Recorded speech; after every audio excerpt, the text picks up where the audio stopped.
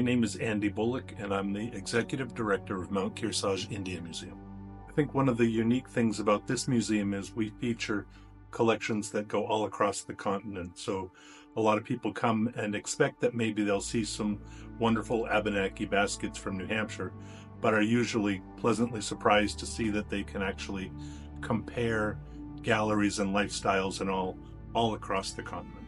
I think we have a wonderful collection of artifacts. The unique thing about our museum is we do our best to engage with local Native communities in order to help them celebrate their lifestyles and social being. So I think the most important thing we can do is try to become part of that community and allies where we can.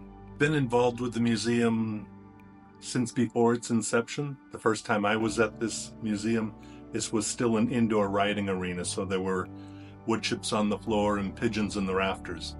And to see that it transform into this community of artifacts and people, I think is just so wonderful, because there's a real need.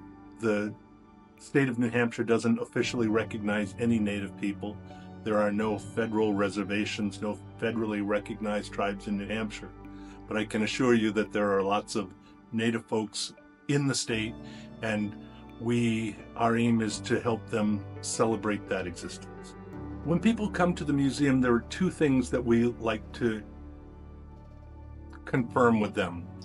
One is that Native people are not one monolithic culture all across the continent that eat the same foods and dress alike and have similar houses. So the museum is broken down into 7 different galleries by region so that we can actually compare and contrast. So it helps people to visualize the fact that 13,000 years ago they were not one monolithic group, and certainly today that diversity is celebrated throughout. I think in the world we live in right now, there's a lot of angst as far as what should be taught. I think a museum like ours will stick to our mission of engaging Native people, inspiring questions to ask people to go a little bit further in their investigation and not necessarily just take a one-size-fits-all. We've had people that have come here absolutely convinced that Native people have been dead for 200 years in New Hampshire. I can assure you that's not the case, and if you come to our powwow where we get 3,500 people and 250 participants, they'll convince you as well that it's still a thriving community. But I think if you look back at the history, so many museums over the last 100 years were Native-themed museums, were built around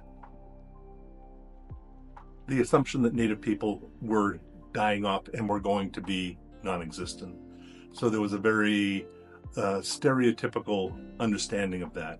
But I think that really inspiring people to take a little bit deeper look on the world today is the best we can do.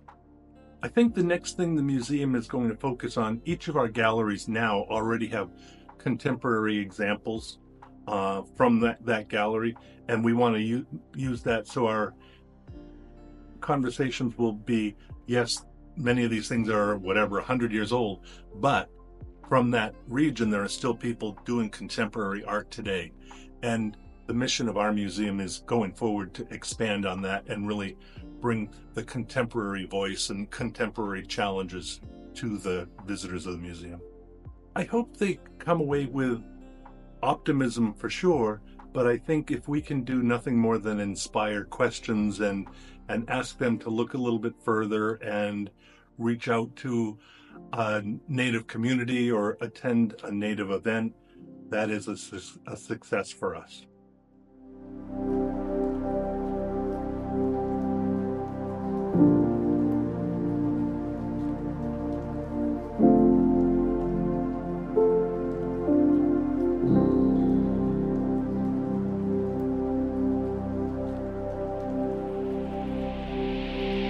Thank you.